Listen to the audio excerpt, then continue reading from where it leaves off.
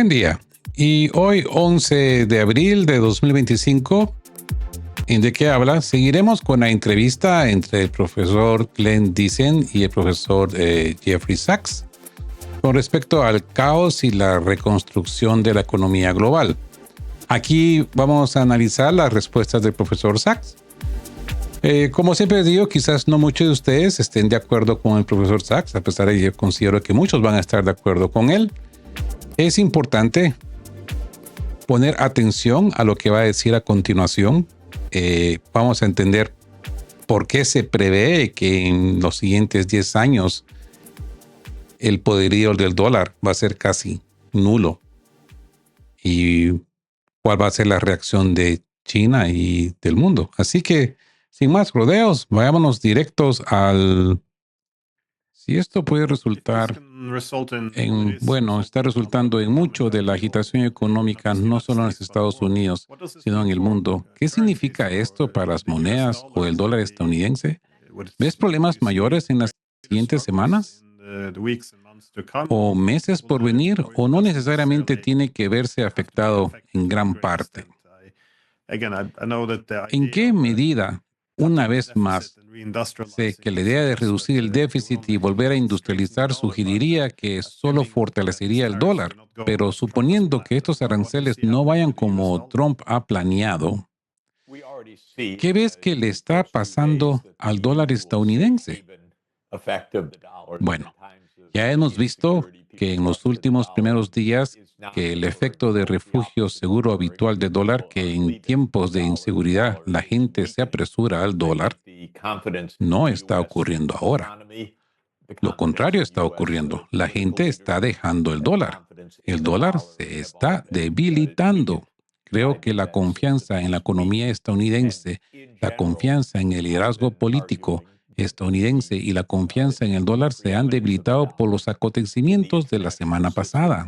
Y en general, he estado argumentando que la preeminencia del dólar en ámbito internacional, en cualquier caso, el sistema disminuirá significativamente en los próximos 10 años. Justo cuando nos hemos mudado a un mundo multipolar, nos estamos moviendo, creo, hacia un mundo multidivisa.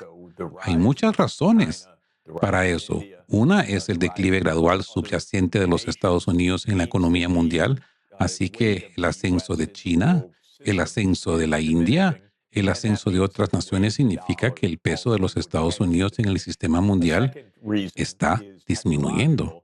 Y eso significa que el peso del dólar también tendería a disminuir. Una segunda razón es tecnológica. El sistema de pago basado en los dólares estadounidenses es específicamente un sistema interbancario que en realidad está bastante anticuado. Es el sistema SWIFT. No es tecnología de vanguardia de cualquier manera, y la idea de pasar a una moneda digital basada en el Banco Central es probable que el sistema venga simplemente debido al cambio de tecnología. La tercera razón es geopolítica. Estados Unidos armó al dólar, especialmente al embargo, o en realidad a Bélgica, a través de Euroclear, que se han reservado $300,000 millones de reservas de divisas rusas. Pero los Estados Unidos han estado detrás de varias incautaciones de reservas de divisas en los últimos años. Venezuela, Rusia, Afganistán, Irán, Corea del Norte.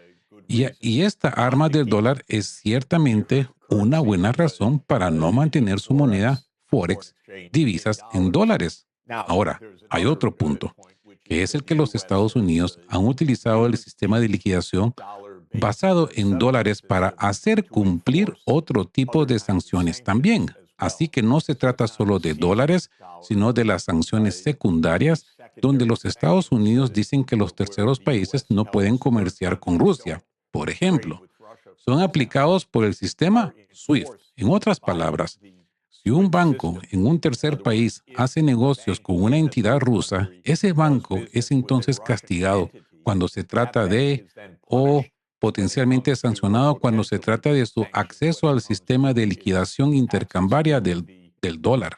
Esto también está induciendo a los países BRICS a moverse a acuerdos no en dólares. Es un poco complicado.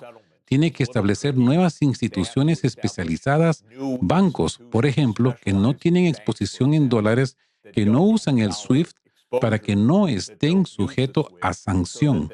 Pero en general, usar asentamientos no en dólares no es algo muy fenómeno esotérico. No, es algo más allá del conocimiento de una ingeniería monetaria directa. Y todo esto significa que el dólar, en mi opinión, jugará un papel significativamente menor en 10 años. A partir de ahora, ahora, diciendo eso también tiene ramificaciones geopolíticas, por supuesto, porque los Estados Unidos se ha beneficiado de varias maneras de la preeminencia del dólar, la capacidad de pedir prestado a tasas de interés bajas y aparentemente inagotablemente del resto del mundo, es un ejemplo. La capacidad de aplicar sanciones y usar presiones de política exterior es otra, y ambos es probable que disminuyan, si no, desaparezcan.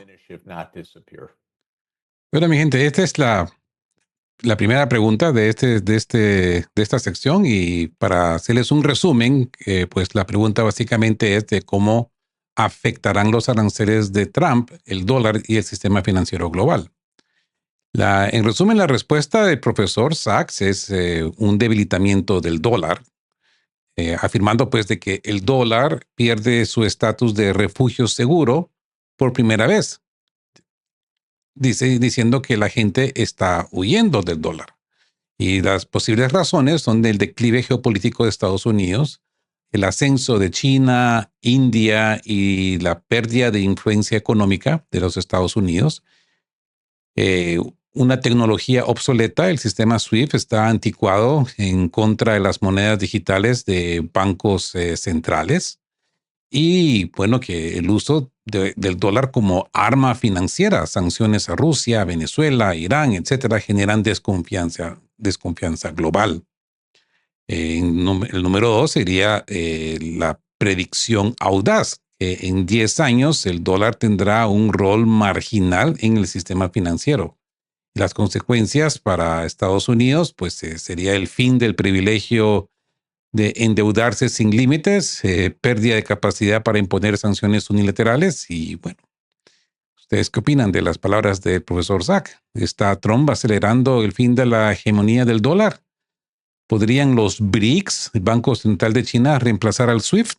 Son cuestiones de que vamos a ver en los siguientes semanas, quizás meses, o como dice el profesor Sachs, lo vamos a ver concluido aparentemente dentro de 10 años. Bueno, sigamos con las siguientes preguntas.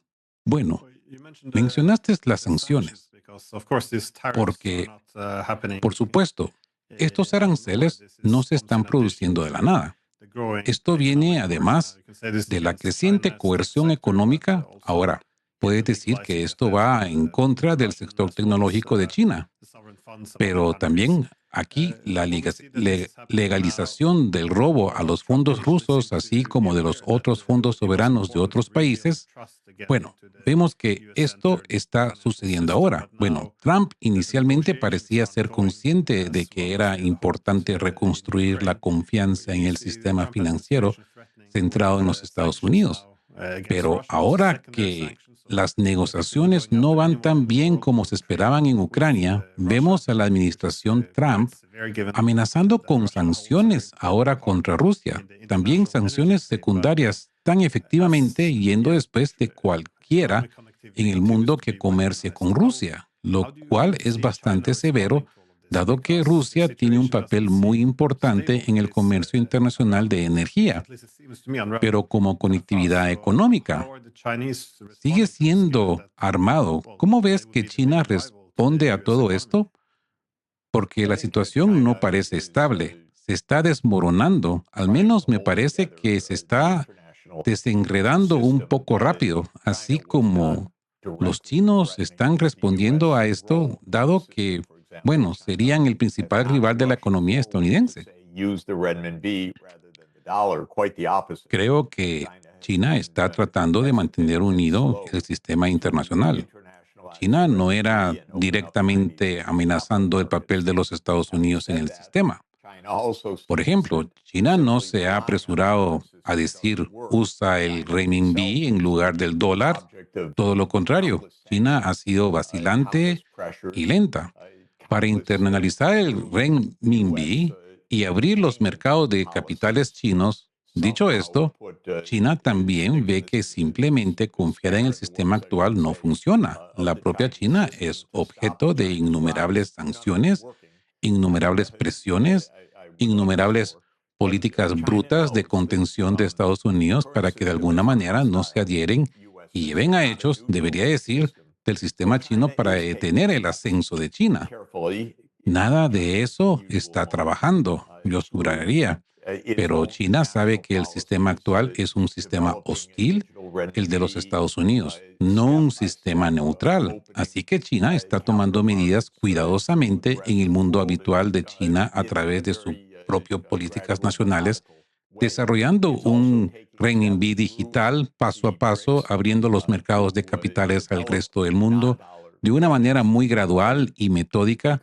También está tomando medidas a través de los BRICS para desarrollar pagos no en dólares, porque sabe que muchos de los BRICS lo necesitan absolutamente y que la propia China es vulnerable a las presiones de los Estados Unidos. China ha sido gradualmente, no dramáticamente, sino gradualmente, a diversificar lejos del dólar y sus reservas de divisas y acumular no dólares, pero participando de muchos otros tipos. Así que este es otro asunto. Todo esto ahora se acelera dramáticamente por Trump. Trump está en exceso en la interferencia estadounidense en el sistema internacional.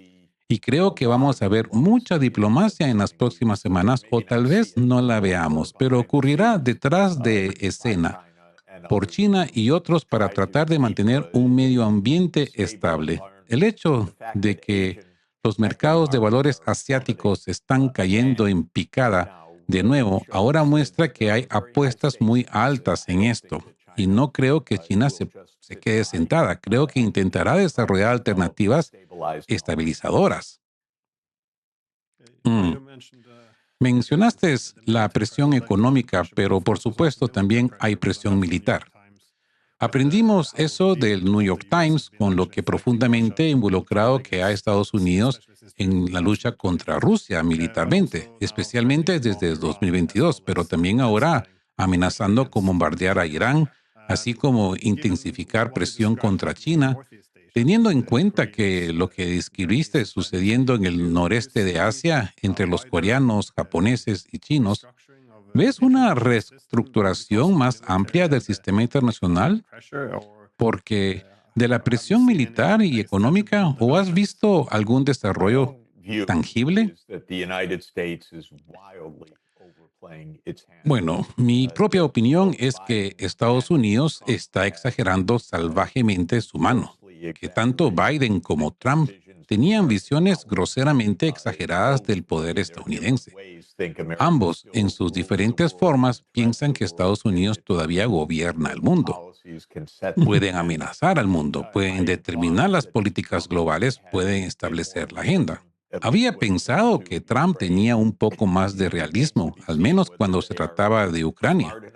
Queda por ver si son lo suficientemente inteligentes como para encontrar una manera de salir de esa situación.